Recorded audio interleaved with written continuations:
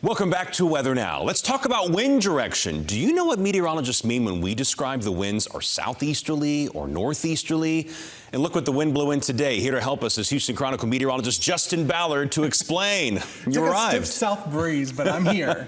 I'm here. All right, Justin, let's address the common confusion. If we say winds are southeasterly, what exactly does that mean? I got this question a couple days ago, and I was like, you know, thinking back to like my undergrad days, I get the confusion. So let's talk about what that south wind means. And first, let's talk about what wind really is and how it kind of forms. So I've got a map here kind of showing you an example of, you know, a weather graphic. So let's put some highs and lows on the board. High pressure, of course, to our south and east in Houston, that is clockwise flow.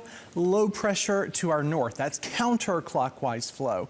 And you see winds flow from high to low pressure. Obviously, you know this. We all learned this in undergrad. This scenario, again, would give Houston a southerly wind of some sort, southwesterly, southeasterly, but the predominant flow would be southerly, given this sort of setup.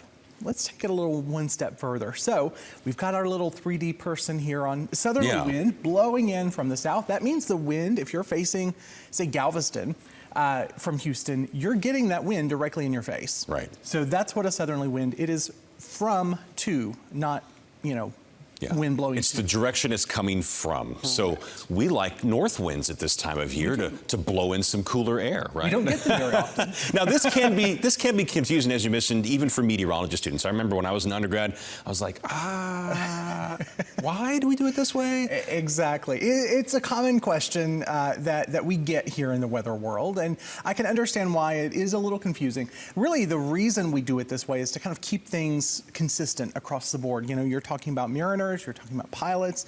A lot of people rely on where the wind is coming from and not going to, because really that will determine where you're taking off, how you're kind of going about your day, if you're on the high seas, for instance. So that wind direction coming from, you know, the north, from the south, is really important stuff. Yeah, and the way we draw winds on what we call a synoptic map or a surface map is with these wind barbs that make it look like an arrow in the direction that it's flowing. And once I realized that, I said, okay, I get it now. Now it makes a little bit of sense. Yeah, okay, so why does having that uniform way of measuring wind direction matter? Consistency. You know, everything that we do in the world of weather is all about consistency. We're trying to keep things consistent. We're trying to keep things as smooth and simple as possible in a very complex sort of dynamical sort of way. We've actually had quite a bit of wind over the last month or so. You know, you see this kind of bright colors on this map. The daily average, all in all, you know, 5 to 10 miles per hour. That's kind of the consistent sort of rate as we go through the summer months, which tends to feature lighter winds for the most part. Right. But I was surprised to see in late August a little maximum wind gust there of 40 miles per hour. Hey, probably a storm. Yeah. Yep. You know, you see a couple of those spikes from time to time, but for the most part, the summer months are really our weakest winds, you know, of the year. Apart from a hurricane. Apart from that. In fact, August is the lowest average wind speed over the entire year. So. And we talked about wind speeds, and this is just kind of backing up what you just said.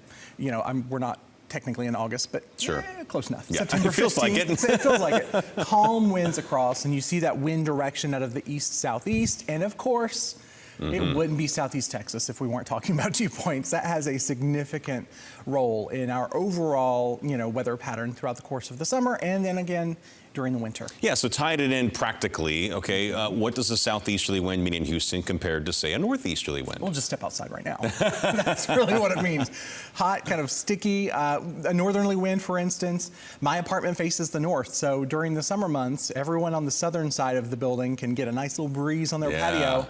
I can't, so I have to wait until the fall and the winter months before I can get outside comfortably because that northerly wind comes in. You should have thought of that before you settled on that particular unit.